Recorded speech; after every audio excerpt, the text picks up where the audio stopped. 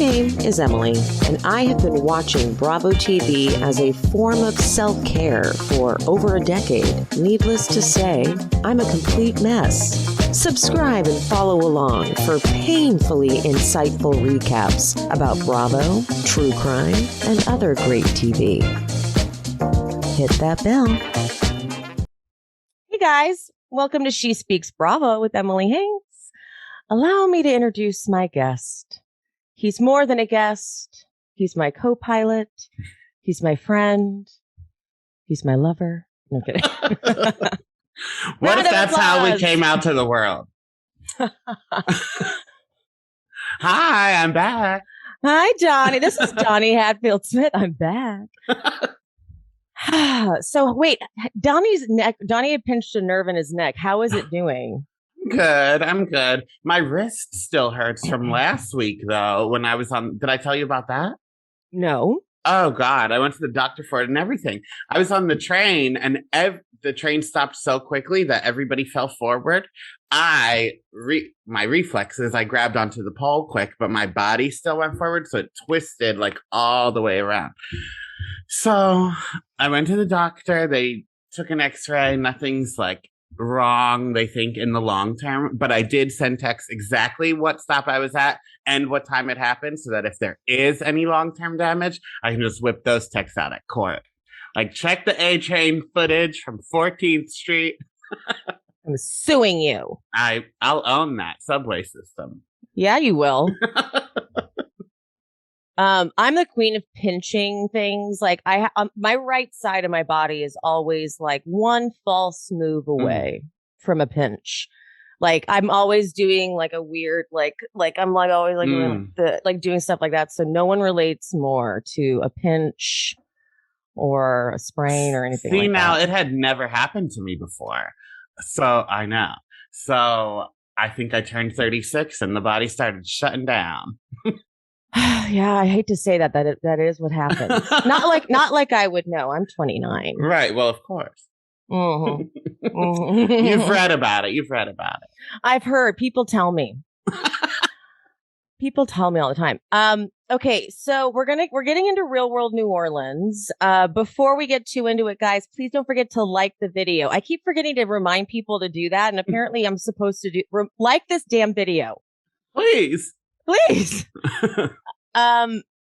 Real world New Orleans is an overall complaint I have. They're using a very intense score, like music score throughout it. So like every scene, like I feel like I'm like, oh my God, like I'm holding my breath. Like if they changed the score and maybe gave it a little bit lighter tone, it wouldn't feel like that. But it's like, what are you guys going for? Like, why do you want us to suffer?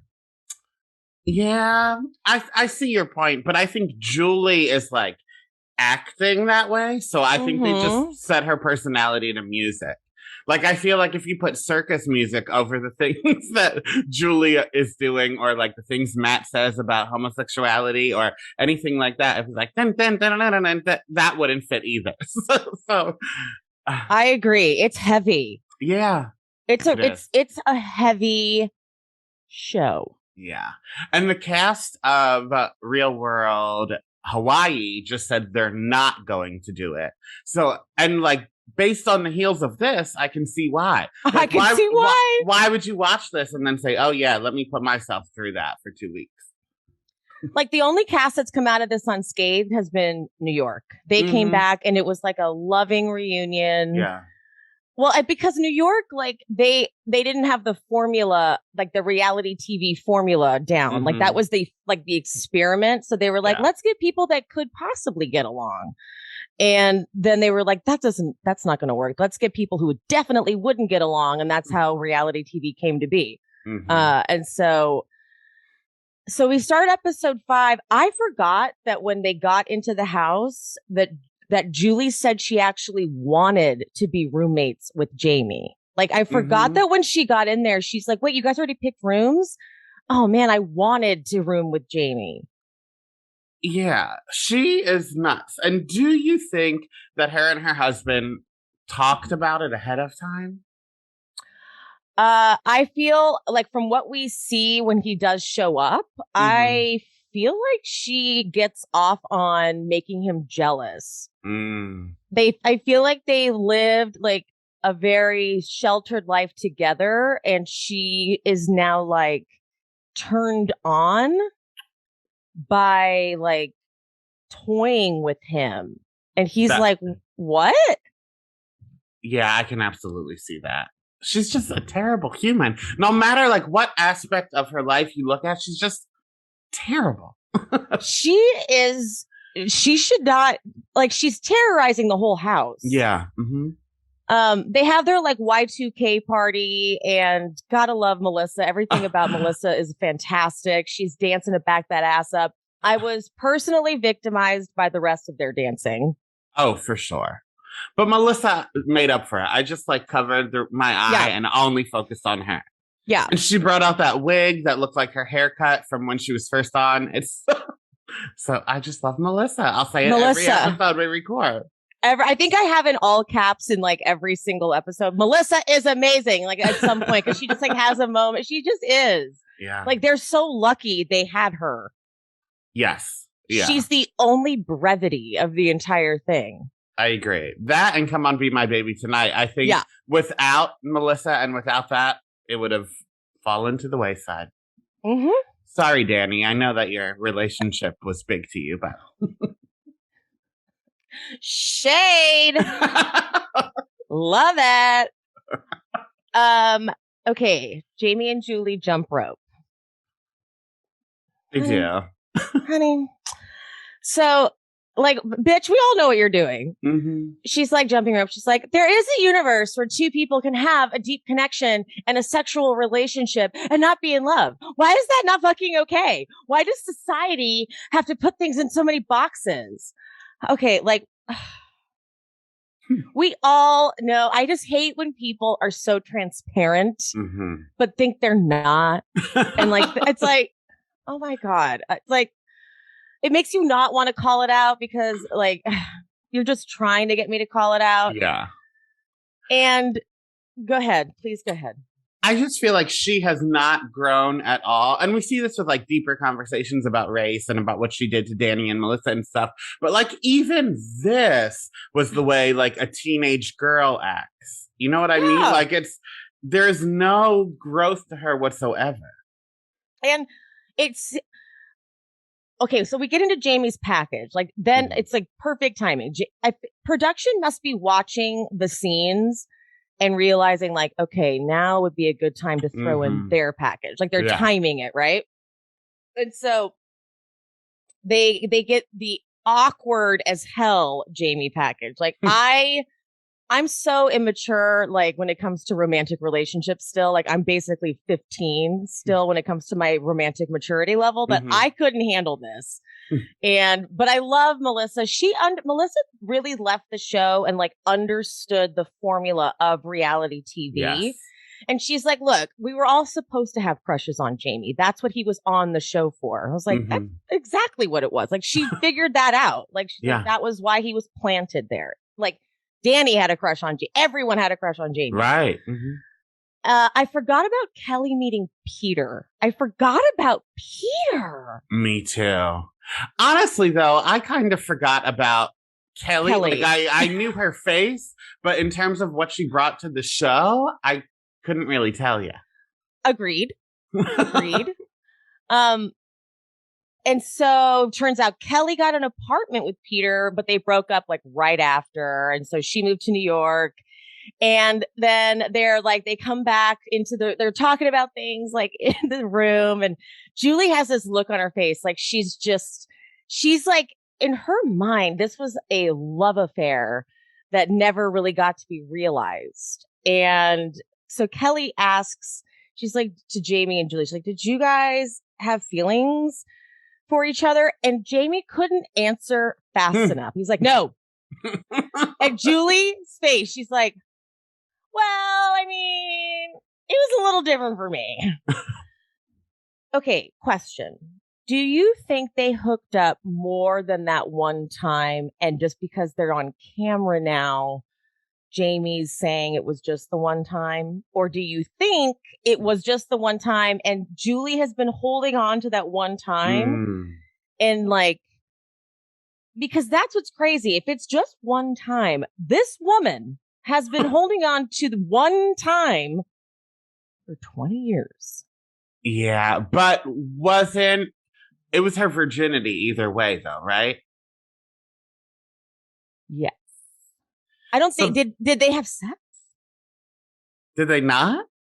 If they didn't, that's crazy. If all she did was a little blowy action and she's been holding it on to it for 20 years, she is nuts. But we know I think she's that he nuts. went down on her, maybe. That's what I thought he went down on her. Oh. Then yeah, she needs to let it go. Most likely, if you're losing your virginity, you're probably not going to have an orgasm. That's true.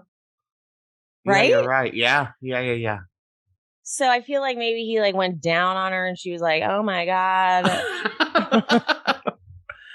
Wow. Yeah, I do think it was only one time though. Right?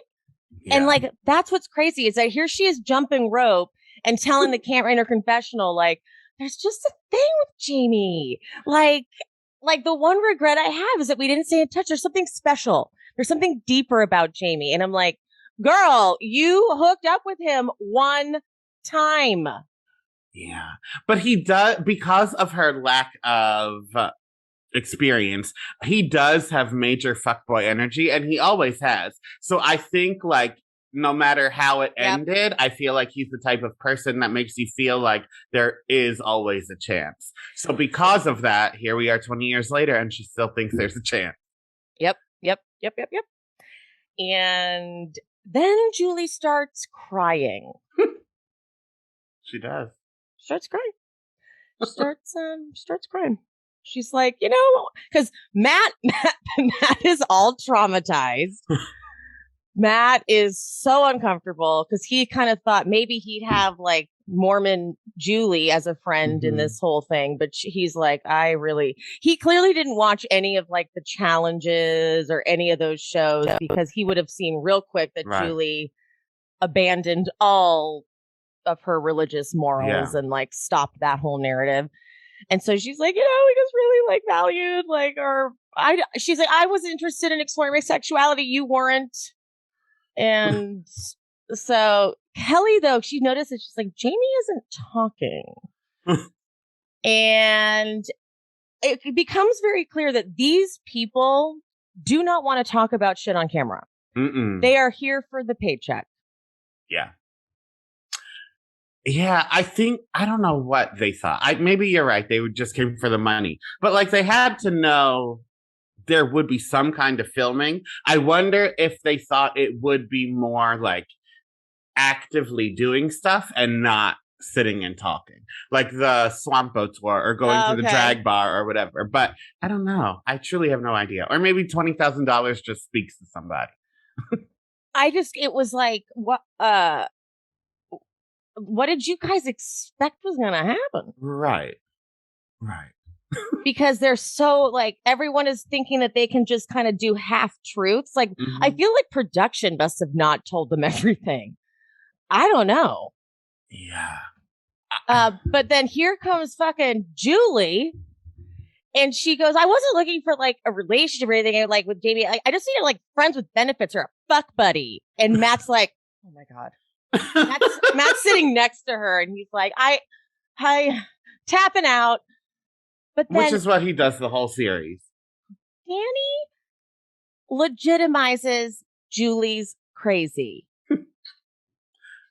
For two reasons. One, I think that he is not as much of a like good person as he acts like he is, because he has no stake in the game. He's just choosing her side for whatever reason. But there are a couple times when like he's supposed to be aligned with Kelley or Melissa, and you see him like buddy with Julie. Yeah. Like there is something about his loyalty that is wavering, but also Danny is crazy. So I think he might like truly be listening to what Julie's saying and agree with her. Yeah. He's like, don't diminish. Right. Like, don't diminish what you're feeling, Julie. You wanted like love and affection. I'm like, you need to look at your friend Kelley and realize that she needs to shut down. Yeah. Okay. The last thing Julie needs is one person to be like, you're right. Because then she's going to go, that's all I need. Like you fed the beast. We don't need her to be, no. Yeah, we've learned from her first episode that Julie doesn't learn unless she is truly on the outs. And people are saying, like, this is what you are not understanding. So for one person to even say, like, no, I get it, then she's not even going to listen to the other 5. Because then she's going to be like, yeah, we get it. Like, we get it. Yeah. So then Julie and Jamie go outside to talk. And this conversation, like, I think I went under my covers. She's like, okay, like, you gave me my first orgasm. And I started masturbating. And he's like, wow. I'm getting goosebumps talking about it because I'm so uncomfortable. Jamie's face is like, this is why you don't fuck the crazy virgin. Yeah, really? He's like, this was 20 years ago. Yeah. And for her to, I mean, just give it up. It's 20 years later, but like, this is a married man. You are a married woman and you're doing it on national TV. And I understand she came to create reality TV. So that might be what she's doing here. But like, if you take the cameras out of it, if she thinks it would be a good idea to have this conversation without cameras, you're unhinged. Like, I want to choose to believe she's just doing this for reality TV. Please. Right? So I can sleep at night. Yeah, please. Because this woman has children. Yeah. That's alarming. Yes. Yes, it is. Isn't it? Yeah.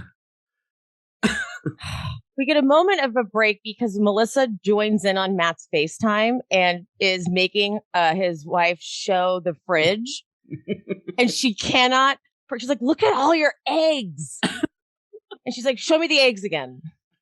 One more time. I need to see the eggs. How many kids does he have? 6. Yeah. Remember when he walked in and like unprompted was like, ask me how many kids I have. I'm like, okay, we actually don't care. Yeah, we get it. That's your whole personality. We understand.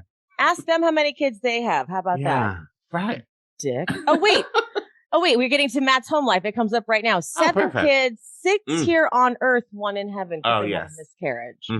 But then while he's praying, he loses track and can't remember all their names.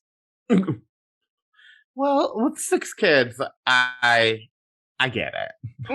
My mom had 3 and would call me the dog's name sometimes.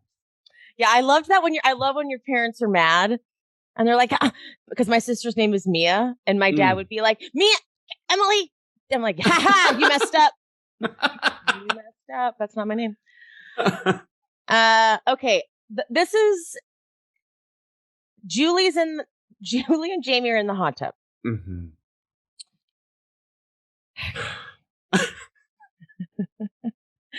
So Jamie's feeding into this.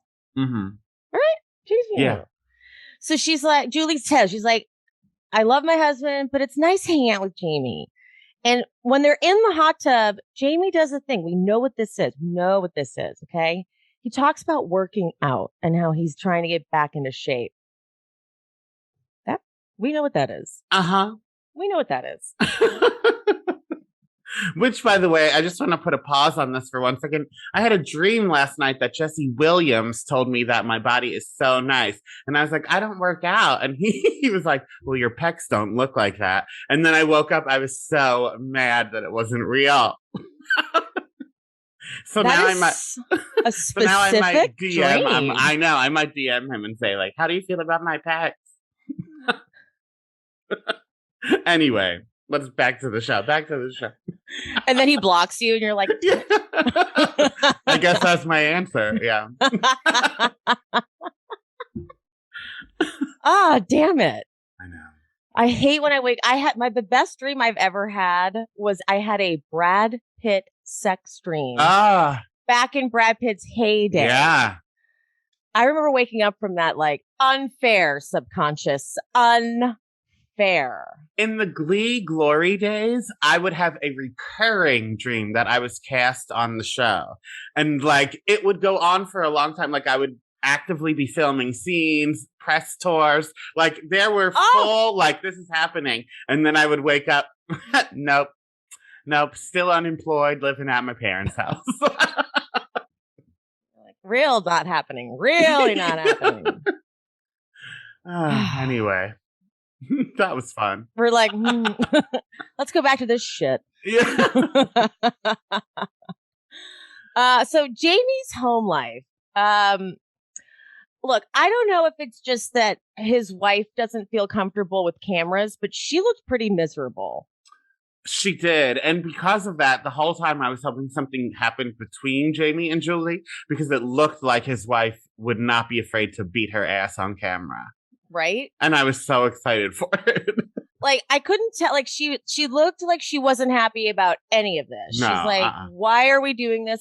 None of them have had public personas. So this is jarring and weird and like out of character. So she probably was like, why are there cameras in my house filming the kids?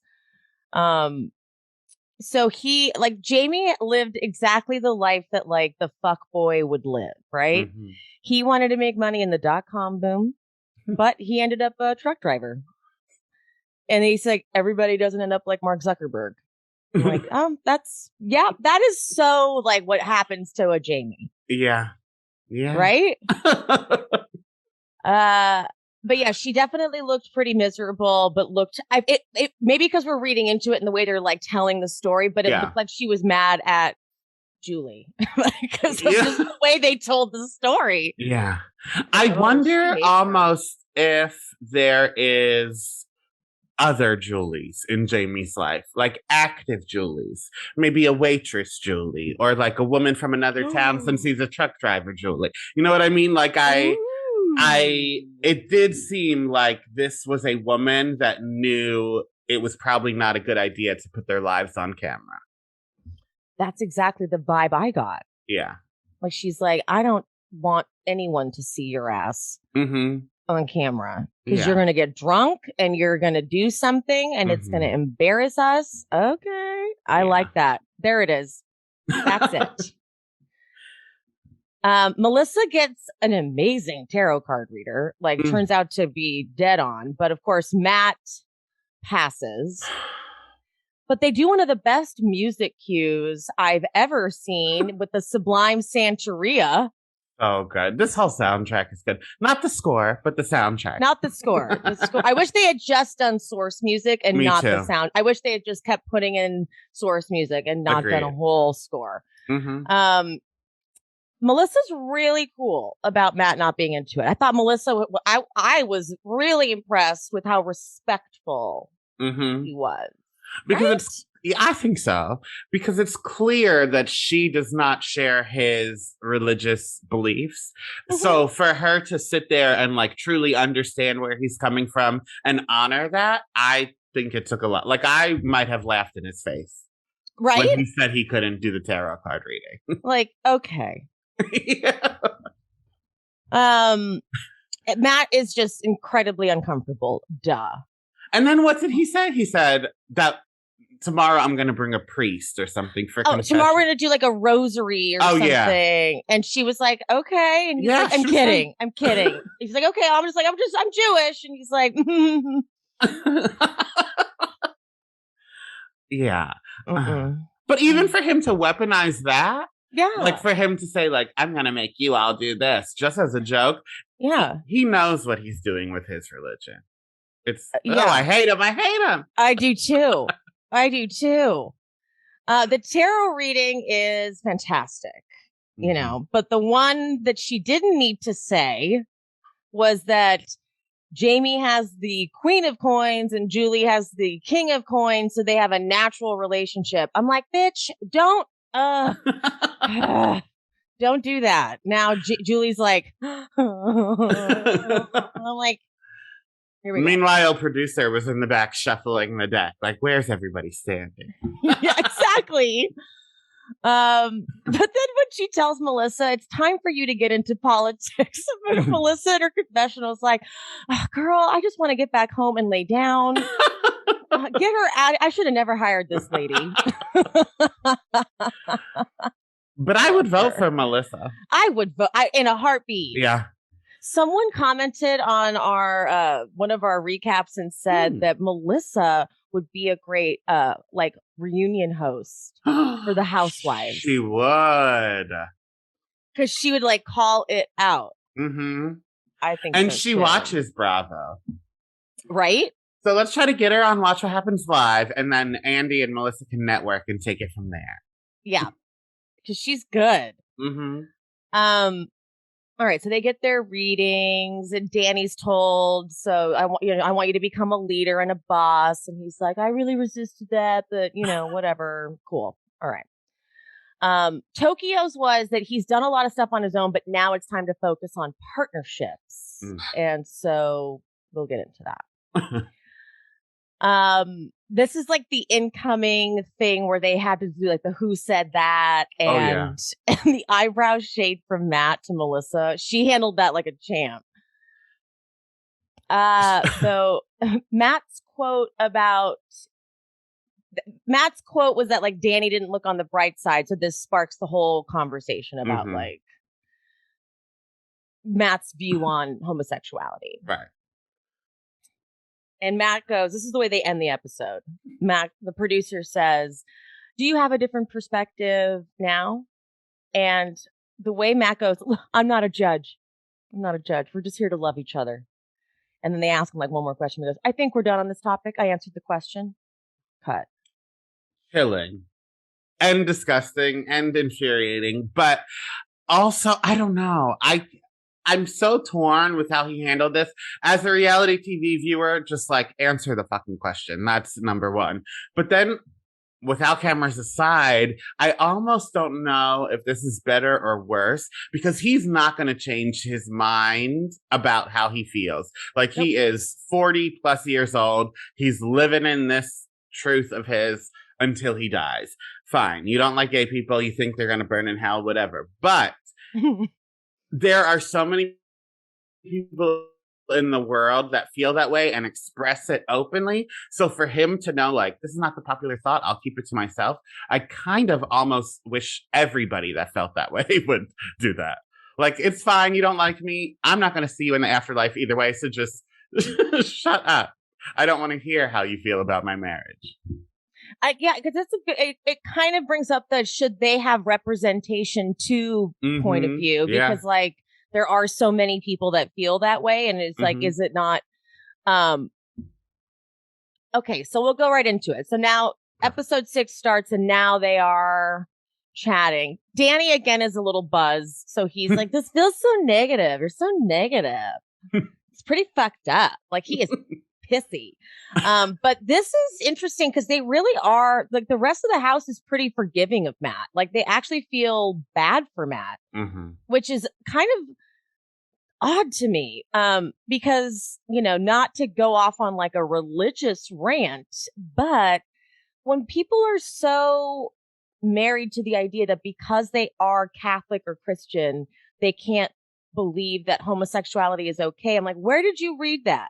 Right. I don't know where it says that because one of my really good friends is married to a man and he's diehard Christian. And at no point is he like, there's nothing in this that says I can't be a Christian. Yeah. By the way, I've read it all. I was like, there's nothing in it. You're like inventing scripture. It's like a sect of the religion of people who are like, it's bad. It's like, no, you guys have just invented that. It's true. Right. There's a woman that she's my friend, but she's my coworker. And she's like in her mid 60s. She's very religious.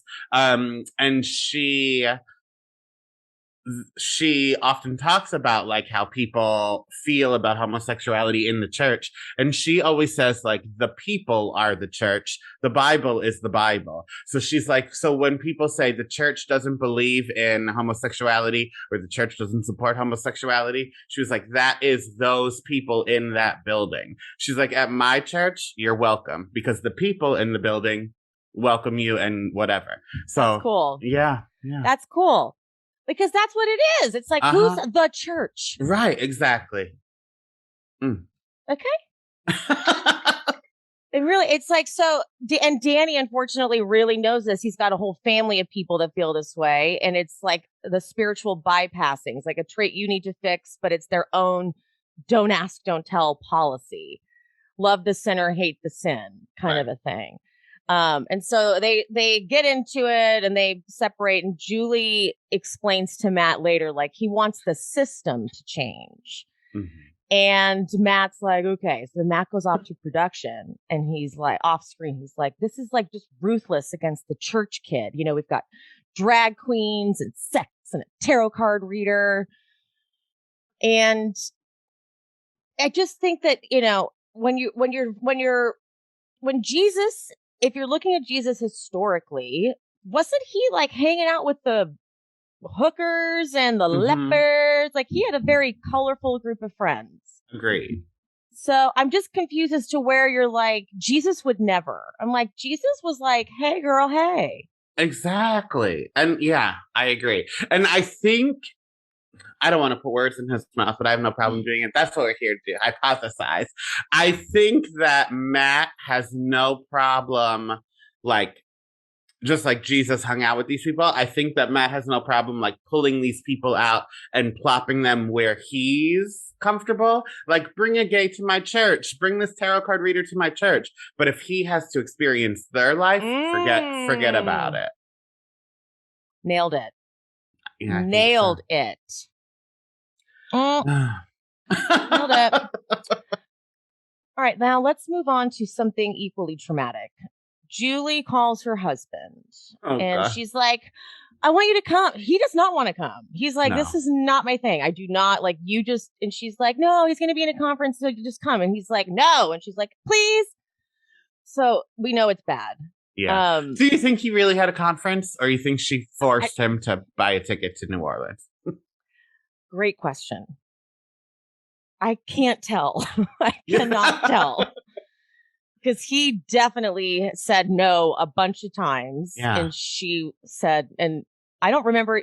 I'd have to go back and review that footage because did he say I have a conference? She may have just said that herself later.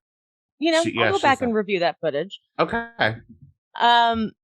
Okay, so now they're all talking about like their old computers, those like big bubble looking Mac computers. I remember those vividly. Me too. I wanted one so badly. Me too, but they were expensive. Yeah.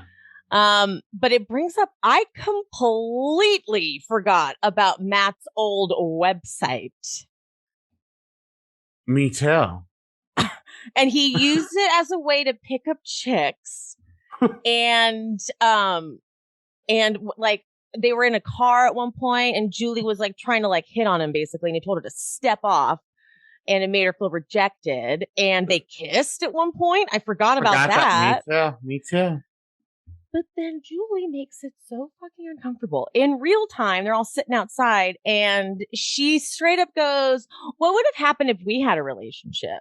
And he's like, I mean, this is in front of other people. Right. Danny, messy ass Danny loves it. Danny's like, he is such a mess. And he's like, I didn't want to have a relationship at all. And then she goes, what about that girl, Brandy? You wanted to have a relationship with her, but you just told me a minute ago that you didn't want to have a relationship. And then Kelley's like, I think what he's trying to say, and like tries to like calm it down. And like he didn't want to have a relationship with like anyone in the house. And Julie's like, yeah, right. And then Tokyo's like, I didn't want to have a relationship with anyone in the house. Like trying to say like as if we didn't have any say in that. Like, what are we, just objects? Bitch, what are you actually doing? I feel like she is a top, truly. And I don't mean like top or bottom. I mean like you spin her and she just is like a Tasmanian devil for a little bit. And then when that runs out, she cries and then she does it again. It's like and then she lands on a new issue. She's like, Yes. and now we're going to land on, what are we, objects? Yeah. What? Yeah. What are you talking about? And then Danny says that he met a mom and daughter one night back when Tokyo had a hookup. That's insane. And then this makes Kelley need to walk away. And so Kelley and Matt go talk, and Kelley talks about her little home life in Vancouver. And Kelley says, like, I could leave. Like, I absolutely could leave. And to be honest, Kelley, well, okay, we'll get to that later, but I just feel like Kelley proved it in the original series, and she's proving it here. She's just not meant for reality TV. I agree. She's not the talent. She could be a producer, but she's not the talent. I agree. And in the first one, she channeled that energy into the job that they had to do. And I think that she could give two shits about being on TV. She was like focused on the real seven or whatever. And that's why her and Tokyo always butted heads so much, because he was there for the reality TV aspect. So she's like, just come to your job, do what we're asking you to do. We don't need you to do a theme song for us. Like, be real. But this time, the only job was to talk about your feelings and stuff. And that is so out of her wheelhouse, I guess, for reality TV, because that's crazy. That's like what her whole book is about. So you'd think that she would want to. I don't know. This. Yeah. Almost as like kind of PR for the book. Like a press tour. Yeah. But it makes you, well, we'll get to her episode next week, but yeah, she's cracking. But now let's get to the most awkward of it all. Julie's waiting for her husband. We get a little bit of her home life. They have 3 biological children, 1 foster kid. She was married at 24. Her husband did not watch the show until like a few weeks prior, which you should have. Yeah. And the challenges. You should have watched all that. Mm-hmm. Because we need to talk about the Veronica thing one more time. Because she almost killed someone. Yeah, so if that's something you don't know about your wife that a lot of the other world does, that's probably something you should catch up on. Okay, wait. When I was looking up a clip to put in the description for last week, I found a video that was like them talking about it, later. And so when Julie was talking about it later, she's like, I wasn't trying to like kill her. If I was trying to kill her, I would like take a knife and stab her. Oh my God. Oh my God. Okay. So you should have watched those. Kelley is pretty great at explaining why she's uncomfortable. She says Julie's husband shows up and Kelly's like, look, we just had this whole thing about like Jamie's package and how they had like this hookup and there's like some unfinished business and now her husband's here. And so maybe it's just me. I'm projecting my own discomfort onto the situation. So she's very honest about it's me. Like it's my thing. Mm-hmm. And so here we go. Now Julie is taunting Jamie in front of her husband's face. Any chance she gets. I'm telling you, she wants Spencer to like punch Jamie and she wants them to like fight. And then she wants to like get in the middle of it and like have them fuck her at the same time. I'm telling you, she wants some dirty, raunchy porn to happen. You're absolutely right. Because the one part he came in for his headphones or something, and she was like, no, talk to us. No. Yeah. Like they're going to the confessional, like the one that's just the camera, and they're looking at her bracelets. And she's like, this one is for passion. I thought about giving it to Jamie. And he's like, okay, I don't want to. And then they're talking. And then she's like, Jamie's got this game you're going to love. It's like this virtual reality thing. And then she whispers, and he's got good porn. Yeah, if that was my wife, I would have had to leave early. Yeah. There would be no sleepover in the backyard. Right? And so obviously production, now they're looking at they're like, okay, good time for the Mormon package. Yeah. And so they put on the Mormon package. And so it turns out both of them left the Mormon church in 2008 because they didn't believe the gospel. It created an unsafe world for women and gays. And Julie saying this on camera is actually going to excommunicate her from everyone back home. And of course, the gravity of this is hitting Kelley. Like, hold on.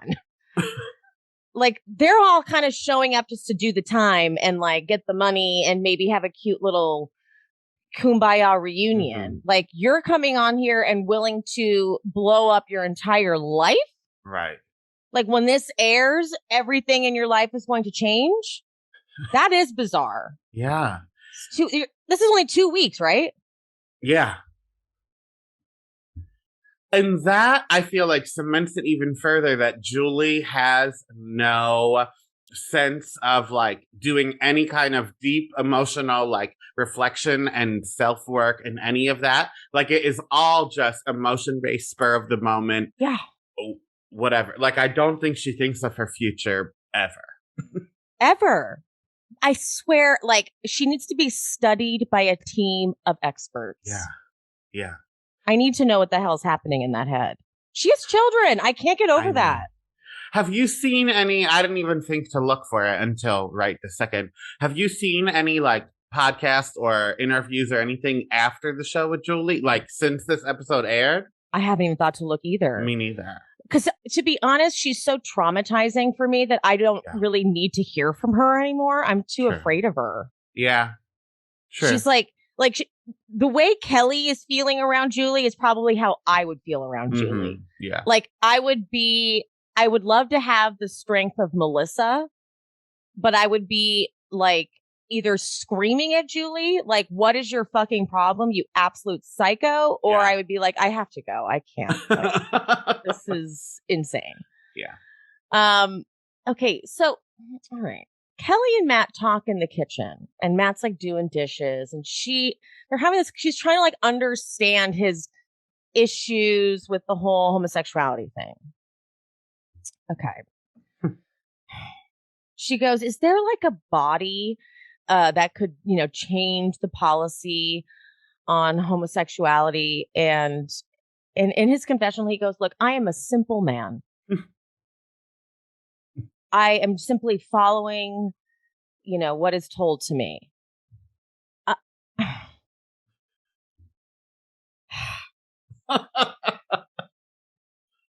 Like, and then he even says in the same conversation that most Catholics ignore the whole contraception rule. Oh, they ignore that? Oh, you pick and choose which one you ignore? That's interesting. Yeah. Why do you ignore that one? How come? Uh-huh. That's having sex without any intention of having a baby? Uh-huh. Interesting. I like, Kelley, don't do that. Like, do your own research on what, I mean, I might get dragged online for saying this shit about the church because this is a very controversial topic, but it is. I have many friends who are religious. Like I said, one of my best friends is a gay married man and he sends me scripture all the time. Okay. Because he prays all the damn time. Yeah. He's Christian. All right. Okay. I know things. So get off her back, everybody. Yeah. All 98 of you who watched the last two. Now the awkward scene of Julie and Spencer in the hot tub and Jamie like came out to grab something and she's like, you can get in. I want us all to hang out and I want to like come meet your wife and like, she wants an orgy. She wants some stuff. Yeah, I think she wants to be one of those Mormon TikTokers that have like those swinger things. Swinger parties. Uh-huh. And then they make up and then he like leaves, but then they make that makeshift tent thing out of like, and then the candles and she's basically like sexually assaulting her husband. Yeah. It was hard to watch. Oh my God. Oh, it makes me sick to my stomach. Her own husband is like, stop it. Yeah. Like, she's like, I'm sex positive. I'm like, oh, You know who else said that? Leah on Roni. Oh God, she did.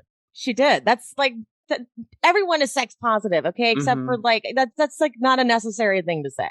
No, there's a certain kind of person that says it, and that's Julie and Leah.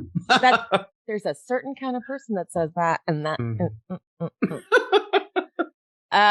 So Kelley, Danny, and Melissa to go on a picnic, and Kelley says this interesting line. She's like, "I'm getting incongruent energy with Julie."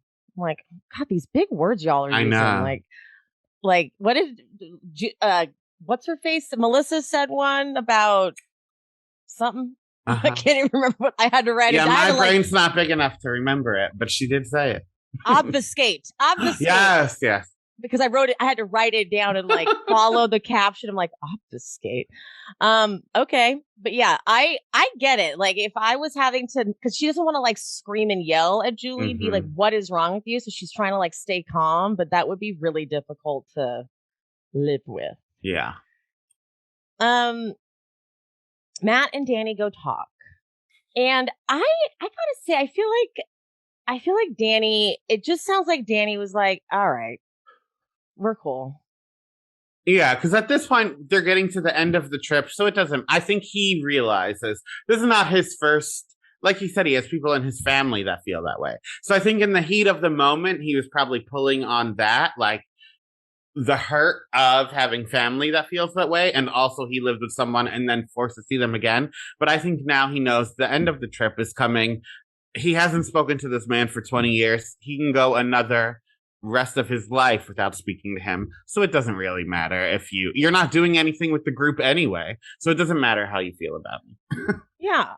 And Matt was like, you have 10 things wrong with the church, I have a list of 20, as if like he has a bigger list. I'm like, and yet he's required to be in this church, right? And yet he didn't name one of them. Didn't name one of them, because I would have said name all 20 on camera. Yeah, right, go ahead. Do it. I want to hear. I'm curious. I'm purely curious because you're voluntarily in this religion, and it's not like Mormonism where you don't have to like leave it. Yeah. Like tomorrow you can be like, you know what? I'm just not gonna. You can have faith, but to be so regimented because you believe that is the only way you're getting into heaven. Right. Okay. And then Matt, this is just like, I hate this one. Matt says, the simple one I always go back to is just love everyone. Someone said that during like the George Floyd Black Lives Matter thing. And they were like, I think it's just important to remember, just love everyone. I'm like, shut up. Right. That isn't, thanks. Yeah, that's not what this is about, actually. That's such like a whitewashed way of making it go away. But then Danny's like, I do see Matt as someone who wants the best for people. I'm like, okay, everyone just, you want it to go away. That's fine. Everyone's like, just go home back to your house. Julie gets a call from her husband. So her husband's left and he sees the Spotify playlist, the roping playlist.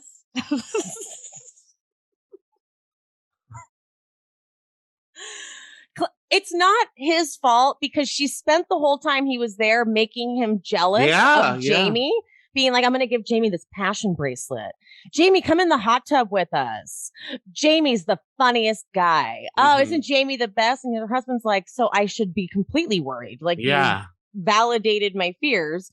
And then there's this roping playlist. And I don't know, but the titles of the songs were like sexual or something. And he wants her to get on a plane and leave. And she is on that phone call for a minute. And Jamie's like, I don't want anything to do with that.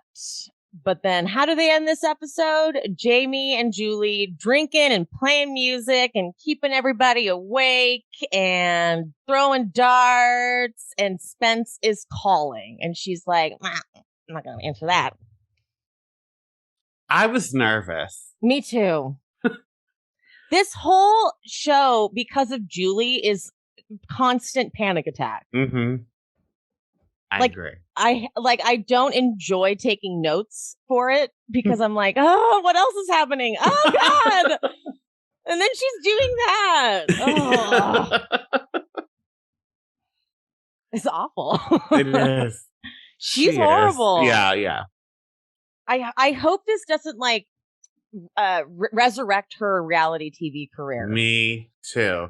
If she shows up on the Challenge All Stars, I will vomit. Oh my God, please don't. Oh no. Yeah. The problem with people like this is the dangerous part of reality TV is we love toxic, crazy people and we applaud them and we reward them. Mm-hmm. And so the likelihood is high because she's ready. Mm-hmm. Yeah, she showed in this that she is not afraid to like put TV making first. So because of that, as a producer, I would understand why, if this woman reaches out to you, why you would be interested in casting her. Yeah, because at this point now to bring people back, it's a chore. Like if you're a producer, like as a producer casting like all stars, I bet it's like the least fun thing to do. Yeah. Because you're pulling people out of retirement and they have all these rules because they know how these shows work. So they're like, I'm not doing this. I'm not doing that. I'm not. And they're like, all right. But Julie's like, yeah, no rules. Right. No stipulations. In fact, you tell me and I'll bring it to you. I'll fake drama if you need it. Mm-hmm. So she's kind of a producer's dream. Yeah, she is. Please no. Please no. Like let's start a petition now. I think I might actually. Please keep Julie off our screens. We put it in the show notes. I'll sign it. Okay, I will. Actually, I won't. I won't have time for that. I don't have time. I don't even know how to. I have to like Google how to start a petition. That's so much work. It is. All right. So, guys, tune in next week. We will be finishing up this hellish experience. Follow Donny. Donny, actually, you tell him where to follow you. I'd love to. You can follow me on Instagram and TikTok at Real Donnywood, or listen to my podcast, I Am the Cute One, where my co-host and I recap movies from the late 90s and early 2000s.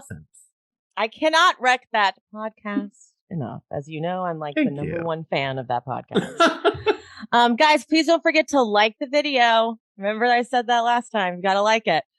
And subscribe, and we will see you next week. Bye. Bye.